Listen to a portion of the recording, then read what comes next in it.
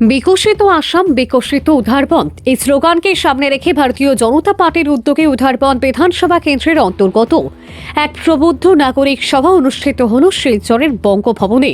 সভায় উপস্থিত ছিলেন ভারতীয় জনতা পার্টি কাছাড় জেলা কমিটির প্রাক্তন সভাপতি বিমলেন্দু রায়, প্রাক্তন সাংসদ রাজদীপ রায়, জেলা পরিষদ সভাপতি কঙ্কন নারায়ণ শিকদার, উধারবন্দের বিধায়ক মিহির কান্তি সোম সহ জেলা ও মণ্ডল স্তরের নেতৃবৃন্দ, বিশিষ্ট নাগরিক, বুদ্ধিজীবী মহল এবং দলের দায়িত্বশীল কর্মীরা।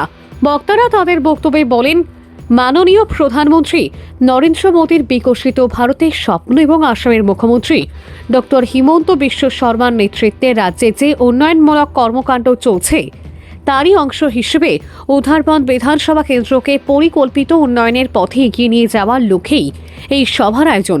সভায় শিক্ষা, স্বাস্থ্য, যোগাযোগ ব্যবস্থা, যুব সমাজের কর্মসংস্থান ও সামাজিক উন্নয়ন ইস্যুতে বিস্তারিত আলোচনা করা হয়। পাশাপাশি উন্নয়ন পরিকল্পনায় সাধারণ নাগরিকদের মতামত ও অংশগ্রহণের উপর বিশেষ গুরুত্ব আরোপ করা হয়। আয়োজকদের মতে এই ধরনের প্রবুদ্ধ নাগরিক সভার মাধ্যমে উন্নয়নের রূপরেখা আরও সুসংহত হবে এবং বিকশিত আসাম গঠনের লক্ষ্যে উধারবন্দ একটি আদর্শ বিধানসভা কেন্দ্রে রূপান্তরিত হবে। ভারতীয় জনতা পার্টি রাজ্যের সরকার 5 বছর পূর্তি হচ্ছে, আর প্রবুদ্ধ নাগরিকদেরকে আজকে সংবর্ধনা দেওয়া হয়েছে।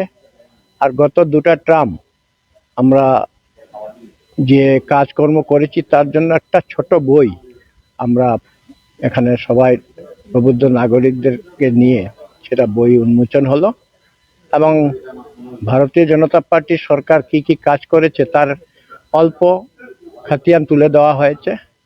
অনেকগুলো দেওয়া সম্ভব হয় না, কারণ অনেক বড় হয়ে যাবে বই। সেকেন্ডলি, কাউকে যে ব্যক্তিগত বেনিফিট দিয়েছে আমরা অনলাইনেও রেখেছি, এমনিতেও আছে, কিন্তু সেগুলো আমরা প্রকাশ করিনি, কারণ এগুলো অনেকের আমাদের মনের দিক দিয়েও ঠিক লাগছে না। এই জন্য বইটা আমরা মূল কাজগুলোকে সামনে রেখে বইটা উন্মোচন করা হয়েছে। মার্কেটে একটা খবর উলাইছে যে এবার আপনাদের টিকিট দেওয়া হয়েছে নতুন মুখ আনা এই ব্যাপারে কি কইবা?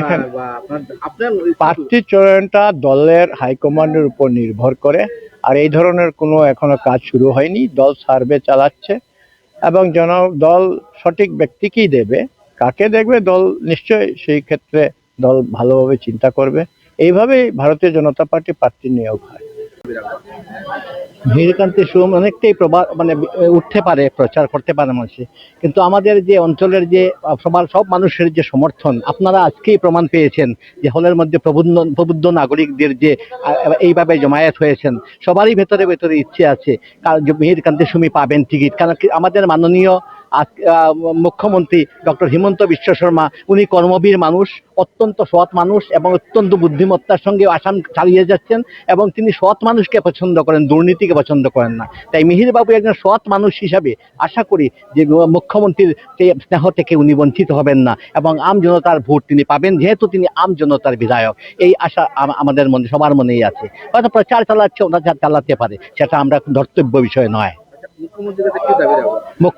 আমাদের মুখ্যমন্ত্রী আমরা ভাগ্যবান যে আমাদের আসামে এরকম একজন দক্ষ সুযোগ্য মুখ্যমন্ত্রী আছেন, ডেডিকেটেড মুখ্যমন্ত্রী, কাইন্ড হার্টেড মুখ্যমন্ত্রী আছেন। তাই ওনার কাছে আমার বিনীত প্রার্থনা থাকবে, উনি যেভাবে সৎ লোক, মিহির বাবু একজন সৎ লোক হিসাবে উনাকে যেন নির্বাচিত করার জন্য উনি টিকিটের ব্যবস্থা করে দেন। ওনার কাছে আমাদের আর্জি যেন পৌঁছয় সাংবাদিকদের মাধ্যমে। এবং আমরা বলার একটাই কথা আছে যে বর্তমান ভারতবর্ষ নরেন্দ্র মোদীজির সশক্ত নেতৃত্বে এগিয়ে যাচ্ছে, উত্তর শ্রীবৃদ্ধি হচ্ছে এবং আমাদের আসাম সরকার ডক্টর হিমন্ত বিশ্ব শর্মা মহাশয়ের নেতৃত্বে উত্তর এগিয়ে যাচ্ছে, শ্রীবৃদ্ধি হচ্ছে এবং আমরা আশাবাদী আগামীতেও মিহিরকান্তি সোম মহাশয়ের সশক্ত নেতৃত্বে উদারবন্দ এগিয়ে যাবে, উন্নয়নের জোয়ার আসবে।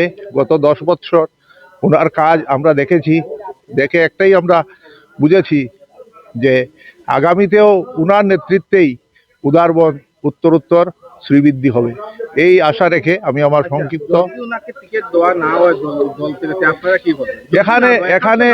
এখানে যদির কোনো প্রশ্ন নেই, এখানে একটাই কথা আসছে যে ভারতীয় জনতা পার্টি কাজ দেখে টিকিট দেবে। না না এখানে তো এটা